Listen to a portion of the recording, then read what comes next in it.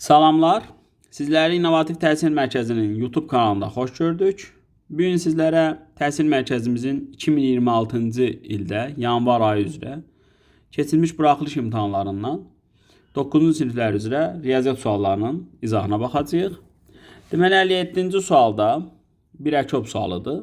Fikir versək bu iki ədəd bir-biri ilə 2 vahid fərqlənir və tək ədədlərdir. Yəni ardıcıl 2 tək ədədi var. Biz də bilirik ki, ardıcıl 2 tək ədəd qarşılığı sadədir. Və qarşılığı sadə ədədlərin əkobunu tapanda onların hasili olurdu. Əbobu nə olurdu? 1 olurdu. Bu iki qaydanı da yadınıza salın. Onda deməli biz bu misalda əkobu hesablamaq üçün bu 2 dənəni ədədi bir-birinə vurmalıymışıq. Onda biz buradan bir kvadrat tənliyi alacağıq. Müxtəsər vurma düsturunu tətbiq edirik. 4n kvadratı olur 36, n kvadratı olur 9 və n natural ədəd olduğuna görə kvadratı 9 olan 3 olur. Maraqlı sualıdır. İkinci sual Viye teoreminə uyğun sualdır. Viye teoremində ax kvadratı plus bx plus c-də bizə deyir ki, köklər m-lə n-dir. Yəni m plus m Viye teoreminə görə mənfi b böl a-dır. n vurulsun n, c bölünsün a-dır. Yəni köklər cəmi və köklər hasili. İndi verilən ədədlərə baxsaq, m plus n-imiz bizim mənfi b böl a-dan 10 eləyir. n vurulsun n nə qədər eləyir? 2 eləyir və belə bir cəmi istəyir. Mən o cəmi orta məxrəcə gətirsəm, onda orta məxrəc onunla 2 ədədin hasılı olur və çarpaz vuranda n plus m olur. Onda yuxarı 10-dur, aşağıda 2-dir. Cavabı nə olacaq? 5 olacaq. Davam edək. Bu ikisinin tərəf-tərəfə bölsəydik də onu alardıq. Deməli, əsasları eyni olan qüvvətləri vuranda üstlər toplanırdı. Böləndə isə nə olurdu? Çıxılırdı və burada mənfi qüvvət verib. Baxın, böləndə də mənfi altını çıxmaq, onda üstə gəl 6 yazmaq deməkdir. Və biz bunu hesablasaq, burada 2 qalır. 2 üstə 6-da nə edir? 8 edir. Cavab nə edir? C variantı edir. Növbəti sualla davam edək. Təlinlər sistemi ilə x-i tapın. Təlinlər sistemini həll etməyin ən gözəl üsulu tərəf-tərəfə toplanmaq üsuludur. Məqsəd nə idi orada? Hər hansı bir dəyişəni yox etmək idi. Biz də görürük, burada müsbət 2y var. Deməli, burada mənfi 2y olsa, onda 2-yə vururam. Bunları tərəf-tərəfə toplayanda, baxın, hər tərəfini 2-yə vurdum. Nə olacaq? Y-lər islah gedəcək. Toplayaq. 7x bərabərdir 14 olur. X-imiz nə olur? 2 olur. Elə mən də x-i soruşmuşam. Davam edək. Rasional kəsiri ixtisar edin. Yuxarıda kvadrat üçədili verib. Bunu ya parçalamaqla həll edin, ya da ən gözəli kvadrat tənliyi keçirmisiniz. Bunu nə yazın? A vurulsun x çıx x1, x çıxılsın x2. Çünki orada siz əgər buradakı baş əmsalı fərqli ədədi versə, parçalamaqla çətin yazarsınız. Bir də ki, şifahi kök görünür. X-in yenə 3 qoyanda 0 olur. Deməli, bir kök 3-dür. Biri də mənfi 2 olur. Viye teoremi ilə də görmək olar. Aşağıda da kvadratlar fərqi var. Deməli, bunlar ixtisar gedir. Nə qalır? X-3'lər gedəndə bu qalır. Deməli, bu da nə olur? A variantı olur. Növbəti sualdan davam edək. Yazıb ki, bu aralıqda neçə tam ədəd var? Kök 7-nin təqribən 2 tam 10-da 5 olduğunu bilirik və yaxud da 10-da 6 təqribən. Kök 6-da 13-ün də təqribən 3 tam, məsələn, 10-da 2 olduğunu bilirik. Onda 2 tam 10-da 6-dan 4 çıxanda bu təqribən mənfi 1 tam 10-da 4 ilə. Burada da 3 tam 10-da 2 ilə 1 gələndə, bu da gəlibcək 4 tam 10-da 2 ilə. Və bu aralıqda deyir ki, tam ədədləri tap. Onda tam ədədlər burada mənfi 1-dən haracan gedəcək? 4-ə qədər gedəcək. Oturub saya da bilərik. Bir də parçada tam ədədləri necə biz sayını tapırdıq? Böyüdən balacanı çıxıb üstünə 1 gəlirdi. Deməli, 4-dən mənfi 1-i çıxıb üstünə 1 gələndə neçədən ədəd edəcək? 6-dan ədəd edəcək. Növbəti suala baxaq. Yazıb tənliyin yeganə kökü var. Maraqlı sualdır bu. Həmin kökü tapın. Çoxu burada M-ə fokuslanar, yəni M-ə fikir verər. Bu kvadrat tənliyidir və onun 2 bərabər kökü varsa, onların cəmi 10 idi və bunlar bərabərdir. Niyə bərabərdir? Yeganədir deyir. Deməli, onda 2x1 bərabərdir 10 olur. Yəni, burada x1 bərabərdir x2-dir.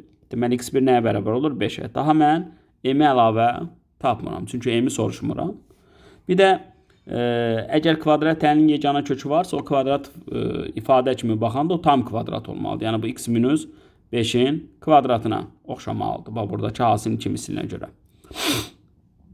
Bir modullar vermişəm və toplayıb 0-dan kiçik bərabər götürmüşəm. Modul nə idi? Hər hansı bir A ədədinin modulu 0-dan böyük bərabəridir. Deməli, mən bunları toplayıb 0-dan kiçik ala bilmərəm. Çünki onlar mənfi olmayan 2 dənə ədəddir. Toplayıb ən aşağı olaraq 0 ala bilərəm. Yəni, bu bərabər əslində 0 olmalıdır. Onda hər toplanan normaldır 0. Çünki bunlar 0-dan aşağı düşə bilmirlər. Əks halda 0-dan böyüdülər. Onda x2 olur. Burada da gətirib x-in yenə 2 qoysam, onda y-imdə nə olur? 7 olur. Və mən bunların hasilini istəyirəm. Cavab nə olur? 14. Ədədin tam hissəsi və ya kəsr hissəsi. Tam hissə nə idi? Verilmiş ədəddən böyük olmayan ən böyük tam ədədidir. Yəni, siz burada tam hissəyə -9 deyə bilməzsiniz. Ona görə tərifi ödəməz. -9 bundan böyükdür. -9 bundan böyük olmayan ən böyük tam ədəd -10 olur. -9 olmur. Deməli, bunun tam hissəsi -10'dur. Və yadınızda saxlayın, hər bir ədəd özünün tam hissəsi ilə kəsr hissəsinin cəmidir. Deməli, kəsr hissə ədəddən tam hissəni çıxmaqla alınır. Ona görə elə bunun kəsr hissəsi 10'da 3 olmur, 10'da 7 olur. Onda bunların hasilini deyir tap. Bunların hasildə nəyi verəcək? -7'ni verəcək. Baxın, tam hissə plus kəsr hissə nəyi verir? Ədədi verir. A parametrinin hansı qiymətində tənlər sisteminin həlli yoxudur? Tənlər sisteminin nə vaxt həlli yoxudur? A1 bölünsün A2 bərabər idi B1 bölünsün B2-yə əmsallar. O da fərqli idi C1 bölünsün C2-dən. Nəyi soruşuram? Həlli yoxdurunu soruşuram. Baxın, elə bu bərabərlikdən A nə olur? 6 olur. Davam edək. Növbəti sual bir hovuz məsələsidir. Yazıb hovuz birinci boru ilə 8 saata dolur. Onda 1 saata 8'də 1 hissə iş görülür orada. Yəni hovuzun 8'də 1 hissəsi dolur. İkinci boru ilə isə 12 saata boşalır. Onda 1 saata 12'də 1 hissəsi bu boşalır. İkisini bir yerdə atsaq, biri doldurmaq istəyir, biri boşaltmaq istəyir. Deməli, burada da olacaq 24'də nə? Burada 3, burada da 2, 1. Deməli, 1 saata 2 hovuzun iş görürlər orada 2 boru. Bu doldurur, plus yazıram, bu boşaldır. İkisi bir yerdə açılanda 1 saatdan sonra 24'də 1 hissə orada dolacaq. Deyir 2 saat işləsinlər. Deməli, mən bunu 2'yə vuranda bu olacaq 12'də 1. 2'yə vurdum mən bunu. Bu dolu hissədir, dolan hissədir. Onda ümumi hovuz 1 hissə idi. Bundan da bunu çıxanda nə qalacaq? 12'də 11 qalacaq. Deməli, cavabı nə olacaq? C variantı olacaq. Gəldik düzgün dördbucaqlı. Düzgün dördbucaqlı nə idi? Kvadrat idi. Kvadratın tərəfi A olanda xaricə çəkilmiş çevrənin radiusu A bölünsün kök altda 2 idi. Yəni diaqonalın yarısı idi. Daxilə çəkilmiş isə tərəfin yarısı idi. Deməli, bizə bunu 3 kök altında 2 verib. Onda A-nı vursaq burada nə tapırıq? 6 tapırıq. Perimetrini istəyir. Kvadratın bütün tərəfləri bərabər olduğuna görə perimetr 4A idi. Cavab nə olur? 24 olur. Deməli, A variantıdır. Növbəti suala baxaq. Maraqlı sualdır. Bir rom vermişəm. Romda diaqonal nə idi? Tən bölən idi. Və rom nə idi? Bütün tərəfləri bərabər olan parallelogram idi. Diaqonal isə tən bölən idi. Deməli, burada 75 dərəcədir. Ümumiyyətlə, baxın, bərabərdir. Onda burada 75 onsuz da. Deməli, bura qalır 30. Daxilə çəkilmiş çevrənin radiusunu istəyir. Daxilə çəkilmiş çevrənin radiusu R bərabərdir hündürlüyün yarısıydı. Yəni, biz hündürlükdən danışmalıyıq. Hündürlükdə nədir? Təpədən qarşı tərəfə qədər məsafə. Axı, burada 30 dərəcə tapdıq. 75, 75, 30. 30'un qarşısındakı hipotenuzun nəyi olurdu düzbucaqlı üçbucaqda? Yarısı. Hündürlüyü yarısı olduğuna görə R nə olur? Bunun da yarısı. Olur 2. Amma o çevrənin diametrini istəyir. Diametrdə nə idi? 2 dənə R idi. Ona görə nə olacaq? 4 olacaq. Yəni, diametr əslində elə hündürlüyüdür. Bunu bilin. Yəni, rombun hündürlüyüdür. Növbəti sual 70-ci sualdır. Maraqlı sualdır. Deməli, yadınızda saxlayın, paralleloqramın körbucaq təpəsindən çəkilən iki hündürlük arasında qalan bucaq elə iti bucağı ilə eynidir. Səbəb də odur ki, bura 90, bura 90, bura 60, dördbucaqlıdır burada. 4'ünün cəmi 360 olmayına görə bura 120 idi. Onda burada nə qalırdı? 60 qalırdı. Onda buralar nə olur? 30. Yəni, avtomatik A ilə C mən 60 tez yaza bilərdim. Baxın, AN 3'dür. Onda 30 dərəcə bucaq qarşısındakı katet hipotenuzun yarısıdır. 30 dərəcə bucaq qarşısındakı katet hipotenuzun yarısıdır. Paralleloqramın qarşı tərəfləri bərabər olduğuna görə AD də 10'dur. Ona bura nə qalır? 7 qalır. Çünki bu üçünü eynirəm, çıxıram. 30, 60, 93 bucaqlarından burada istifadə etdik. Və 30'un qarşısındakı hipotenuzun yarısıdır. Bizə kifayət etdi. İki paralel düzxət və kəsənə görə bucaqlardan danışırıq. Daxili bir tərəfli bucaqların cəmi 180 dərəcə idi. Ondan görə bura nə olur? 100 dərəcə olur və bunu təmirlən verib. Baxın, bucaqları bərabər verib. Deməli, bura 50, buradan olur 50. Bir xarici bucaq qonşu olmayan iki daxili bucağındır. Cəmidir, 3 bucaqdan yaza bilərsiniz və yaxud da yenə də baxın, buradan bura paralellik qaydası var. Daxili bir tərəfli bucaqların cəmi nə idi? Mən buna U qaydası deyirəm. 180 idi. Deməli, buradan olur 130 dərəcə olur.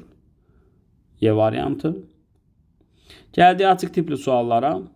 Yazmışam ki, A çoxluğun elementləri bu kvadrat tənliyin kökləri imiş.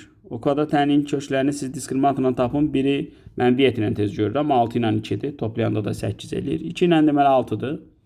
B çoxluğunun isə elementləridir. 24-ün natural bölənləri çoxluğudur. Yəni 24 hansı natural ədədlərə bölünür, onları yazırıq. İndi deyir B çıxısını A tapın. B çıxısını A nə deməkdir? B-də A-da olanları atmalıyıq. Yəni bir 2-ni atmalıyıq, bir də 6-nı atmalıyıq və deyir ki, onların sayını tapın. Yəni B çıxısının A-da nələr qalır çoxluq kimi? Bir bunu da yazaq. 1, 3, 4, 6 getdi, 6-nı sildik. 8, 12, 24. Çünki ola bilər deyərdi ki, bunun elementləri cəmini tapın. 1, 2, 3, 4, 5, 6. Deməli, nə qədər oldu? 6-dan oldu. Çünki n nə idi? Çoxluğun elementlərinin sayıydı. 73 qəşəng sualdır. Ədədi orta. A ilə B-nin ədədi ortası A plus B bölünsün 2 idi. Bunu 3 vermişik. Ədədi orta toplayıb bölürdük sayını. Həndəsi ortada kökün altında A vurulsun B idi. Bunu da 2 vermişik. Onda AB'də 4 elədi və siz belə 2 dənə ədədi kifayət tapa bilməzsiniz. Cəmi 6 hasili 4 olan dedilər. Deyir bunu hesablayın. Bu da təbii ki bizə müxtəsər vurma düsturunu xatırladır. Amma bunu vurğulara ayırmayın. Bunu siz köməkçi müxtəsər vurma düsturu ilə yazın. Baxın, bundan çox rahat, tez həll olunur. Bu düsturları öyrənin. İndi A plus B nə qədər idi? 6 idi. Kubu eləyəcək 216.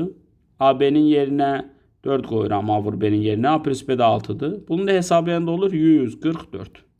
Deməli, cavabı nə olur? 144. Yəni 216 çıx. 72. 74. 20 çıx x kvadrat böyük bərabər 0 bərabərsini ödəyən tam ədədlərin sayını istəmişəm. Onda mənfi x kvadrat böyük bərabərdir 20 olur. Mənfi 20 olur. Və mənfiyə böləndə də nə olur burada? 20-dən kiçik olur. Kvadratı 20-dən kiçik olan tam ədədlərdən danışırıq. 1 ödəyir, 2 ödəyir, 3 ödəyir, 4 ödəyir. 5-in kvadratı 25 olduğuna görə ödəmir. Tam dediyinə görə 0 da ödəyir və bunların əksləri də ödəyir. Yəni ümumi sayında neçədən olur? 9-dan olur. Daha siz deməyin 20-dən kök çıxmır. Tam ədədlərin sayını istəyir. Yenə gəldik belə bir suala. Bu sual rasional kəsirlərdə də qarşınıza çox çıxıb. Deməli, siz buradan kvadrat tənli həll edib x-i tapsam, aparıb yerinə qoysunuz, bu çox uzun gedər. Ona görə nə edirik? Bunun hər tərəfini x-ə bölürük verilən ifadənin. Və biz alırıq x çıxılsın 1 bölü x bərabərdir 5. İndi buradan da bu ifadəni istəyir. Deməli, mən bunu həmişə kvadratı da yüksəltməklə deyirəm, həll eləyə bilərik. Bir də köməkçi müxtəsər vurma düsturunu da tətbiq eləyə bilərik. Hasilin kimisindən fikir verin. Onca x kvadrat plus 1 bölü x kvadrat mənfi 2-ni oyana atanda 27 eləyir. Düzbucaqlı üçbucağın daxilinə və xaricinə çəkilmiş çevrələrin radiuslarından danışır. Düzbucaqlı üçbucaqda balaca yer katetlərin cəmi çıxısının hipotenuzu bölü 2 idi. Düstur bilməlisiniz. Daxilə çəkilmiş çevrələrin radiusu. Xarici çəkilmiş çevrələrin radiusu da hipotenuzun yarısı idi. Deməli, bunları bizdən toplamaq istəyir.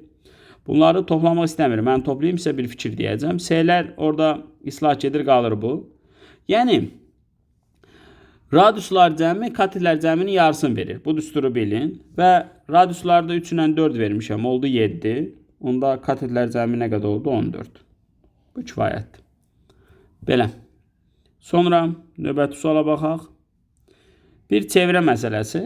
Çevrədə bu iki vətəri eyni vermişəm. Onda onların ayırdığı qövslər də eyni olurdu. Baxın, bu qövslər eyni olur. Bunu bilin. Sonra buna mərkəzi bucaqda 80 vermişəm. Onda daxili bucaq gördüyü qövsün yarısı idi və yaxud da ki, mərkəzi bucağın yarısı idi. Onda bir başqa qayda olaraq da bizdə kəpənək qaydası vardı. Ona biz qanad qaydası da deyirdik. Hansı qayda idi? Bu 3 dənə bucağın cəmi nəyi verirdi? Çöl verirdi. Bəs indi yaxşı, bunlar niyə bərabər olur? Gəlin indi bir izah edək. Baxın, mən bunu çəkəndə bura alfadırsa, bura radiusdur axı, bura da radiusdur. Onda burada nədir? Alfadır. Sonra başqa. Və yaxud da ki, məsələn, bura 80-dir axı, burada 80-dir, tapıldı. Onda 360-dan 80 çıxıb bu bucaqlar da yer gəlində tapa bilərsiniz. Nəysə. Vətərlər eyni olduğuna görə qövslər də eynidir. Ona görə burada alfa olur, burada alfa olur. Gördünüz mü? Onda bu çöldəki bucaq bunların hamısının cəmi idi. Və yaxud da ki bu 2 alfa nə idi? 40 idi. Onda alfa nə qədər oldu? 20. Deməli bunu tez belə də yaza bilərdik. Bura 80, bura bunun nə? Yarısı. Onda bu vətərlər eyni olduğuna görə buradakı bucaqlar da eynidir. Onda buralarda nə qədər eləyir? 20-20. Çünki onların hamısının cəmi çöldəki 80-ı verməli idi. Gəldik həll yazılması tələb olunan suallara. Diqqətli olaq məsələlərdə. Yazıb şagirdlərin hər birinə 3 dəftər paylanarsa 10 dəftər artıq qalar. Hər bir şagirdə 5 dəftər paylanarsa 4 dəftər çatmaz. Neçə ədəd dəftər var? Nə edirik? Biz şagird sayına bir x ədəd deyirik. Dəftər sayına indi baxaq. Bax, x dənə şagird var. Hər birinə 3 dəftər versə 3x dəftər olar. Və 10 dəftər artıq qalar. Deməli 10 dəftər də artıqdır. Ona görə üstə gəlirik. Sonra nə deyir? Deyir, hər birinə 5 dəftər versəniz, onda 5x dəftər paylamalıydınız. Çünki x dənə şagird var. 4 dəftər çatmaz. 4 dəftər yoxdur. Deməli 4 dəftəri bundan çıxmalıyam. Yoxdur. Şagirdlərə paylamaq üçün o yoxdur. Onda bunları nə edirik? Bərabər edirik. Çünki ikisi də dəftər sayıdır. Buradan 2x bərabərdir 14-dən. X bərabərdir 7 olur. Bəs x nə idi? X şagird sayıdır. Sonra dəftər sayını istəyir. Dəftər sayıda nə idi? 3x plus 10. İndi x-in yerinə 7 qoyanda 3 vur 7 plus 10. Bu da nə qədər eləyir? 31 eləyir. Davam edək. Yazmışam kvadrat təninin köşklərinin halsını tapın. Kimin kvadrat təninin? Kvadrat tənində x kvadrat olmalıdır. Deməli, buranın nə qədər olmalıdır? Kvadrat. Onda n-i tapırıq, n olur 2. Amma tələsmə, n istəmir. Viet teoremini yazıraq bura. Viet teoremini də təkrar yenə də edək. Köşklər hasilini istəyir. n 2 olduğuna görə 2-ni də 2-yə vuranda nə inir? 4 eləyir. Davam edək. Gəldik bir məhlul məsələsinə, maddələrin qarışdırılmasına daha doğrusu. Deməli, burada x bölünsün y-i 2 bölünsün 3 vermişik. Y bölünsün z-i də 6 bölünsün 5 vermişik. Yəni, burada siz çox vaxt öyrəşmişsiniz, x-ə 2k, y-ə 3k-dir. Onda burada 6k deyə bilməyəcənik. Ona görə burada hansılar ortaqdır? Y-lər. Y-lərdəki bu kəsrə uyğun olaraq, buna uyğun 3-dür, buna da uyğun 6-dır. Onları bərabərləşdirirəm mən, 6 deyirəm. Ortaq gətirirəm, əkoba gətirirəm. Deməli, burada 4 olacaq, 2-yə vurduq. Onda x 4k-dır, y 6k-dır, z-də nə olur? 5k. Qarışdırmaq nədir? Bunları bir-birinin üstünə gəlmək eləyir 15k və bu da eləyib 300 qram. Onda k-mız 20 olur. Deyir, x-i tap. X-də axı 4k idi. 4-ü 20-yə vuranda nə inəyəcək? 80 edəcək. Davam edək. Gəldik düzbucaqlı trapesiya. Düzbucaqlı trapesiyada məlumatlar verilib, ortaq həddi istəyir. Təbii ki, düzbucaqlı trapesiyada biz nə edirdik?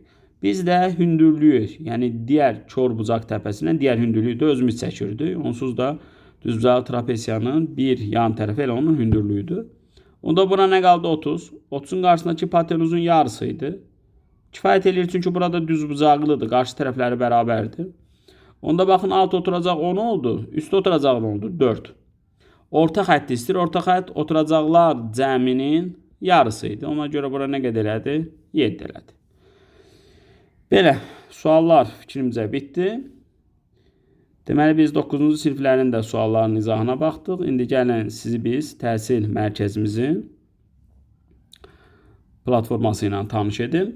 Deməli, bizim təhsil mərkəzində həm əyani sınaqlarımız olur, həm də onlayn sınaqlarımız olur. Əyani sınaqlarımıza bilet almaq üçün siz burada əyani sınaqlar menusuna daxil olacaqsınız. Yuxarıda baxın, mən işarə eləmişəm. Dəqiq insanın diqqətini cəlb eləyir. Burada biletlər menusuna daxil olanda, baxın, bizim ümumi imtahan siyahımız gələcək burada.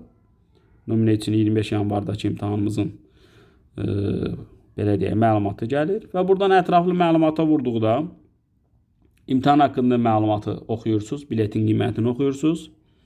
Siniflər, hansı siniflər var və yaxud da ki, hansı qruplar olacaqsa qruplar üzrə bölünür. Yəni, bu dinamik işləyir. Admin paneldən çox gözəl işləyir. İmtahan mövzularını PDF-i yükləməklə də baxa bilirsiniz. Baxın, baxa bilirsiniz. Sonra sessiyalar var. Sessiyalar nədir? İmtahanın keçirildiyi belə deyək, lor dildə yerlər və onların saatları. Bizim imtahanlar əyani olaraq rayonlarda da keçirilir. Növbəti imtahanlarda orada imtahan sayı, bilet üçün olan bilet menusunda girəndə imtahan sayı çox olacaq burada. Oradan siz rayonlar üzrə də bilet ala bilərsiniz. Sonra biletlərə daxil olursunuz. Baxın, burada bütün məlumatlar var, sessiya haqqında məlumatlar var. İmtahan nə vaxt başlayır, həmin sessiya üçün nə vaxt bitir, otaq var burada, adres var. Dil olur, bizdə 25 yanvarda olan imtahanımızda bir dildən ibarətdir. Rus sektoru da olur bəzən. Sinif seçirsiniz burada, imtahanın sinifi. Bəzən blok varsa, yəni blok üzrə imtahansa buradan blok və sinif seçirsiniz. Və ödəniş metoduna gəlirsiniz. Burada siz buradan oturacaq seçə bilərsiniz. Mənə hansı otaqdan hansı oturacaq nömrəsini verin. Bir də burada əlaqə üçün məlumat da əlavə yaza bilərsiniz. Menecerlər sizə geri dönüş eləyəndə. Bundan sonra nə edirsiniz? Baxın, sinifləri seçdikcə sizin burada biletiniz yaranmağa başlayır. Görə bilərsiniz burada. Baxın, Azərbaycan dilidir, 9-cu sinifdir. Bu şəkildə. Son nəticədə gəlirsiniz, sorğunu göndərə vurursunuz. Yenə də buradakı məlumatları dəyişə bilərsiniz. Baxın, dəyişə bilərsiniz. Və sorğu qeydə alı vurursunuz. Sorğu qeydə alınanda sizə bir bildiriş gələcək. Sorğunuz qeydə alındı, bank çözümünü ediləndən sonra təsdiq. Yəni, menecerlər sizinlə əlaqə quracaq, sizə bütün məlumatları veriləcək. Ondan sonra sizin sorğunuz təsdiq olunacaq. Olunduqdan sonra sizin menunuzu da, baxın, fikir verin. Mən həm adminəm, həm müəlliməm. Həm idarə ediciyəm, mərkəz idarə ediciyəm. O nə deməkdir? Rayonlar üzrə bilet satışlarının idarəsinə baxacaqlar buradan. Və burada biletlərimizə daxil olacaqsınız. Hansı bileti alıbsınızsa və yaxud da hansı bir məlumat varsa, buradan siz onları idarə edə biləcəksiniz. Sorğu göndərəndən sonra səhv göndəribsinizsə, əgər sinif seçəndə səhv göndəribsinizsə, sorğunu ləğv edə bilirsiniz. Detallı baxa da bilirsiniz. Belə. Sonra onlayn sınavlarımız haqqında da məlumatı sizə verə bilərik. Onlayn imtahanlar, orada mövzu var, menumuzda daxil olursunuz. Buradan yenə də bilet alınan kimi istənilən bir imtahana daxil olursunuz. Və oradan, baxın, görürsünüz də, onsuz da burada yazılıb, tarixi üzrə tutaq ki. Həm buradakı butona klik edəndə, həm də ödəniş et və qoşula klik edəndə də, yenə də sorğu qeydə alınıb deyəndə də, sorğu qeydə alınır və menecerlər tərəfindən sizlərlə əlaqə saxlanılır. Belə. Növbəti imtahanlarda inşallah görüşərik. Onu da deyim ki, bizdə ödənişsiz imtahanlarımız da burada onlayn şəklində bəzən olur. Amma ən çox ödənişli imtahanlarımız olacaq. Çünki orada əziyyət çəkilir. Suallar oradan buradan kopyalanmır. Hər bir müəllimimiz əziyyət çəkib özü suallar yazır. Müəyyən bir müddət sonra sizlərə imtahan qrupları haqqında da bir məlumat verəcəm. YouTube kanalını izləmədə qalın. Bu menuda buradakı imtahanlar dəyişiləcək və onun üçün sizə bir məlumat veriləcək. Növbəti imtahanlarda görüşərik. Hər kəsə uğurlar.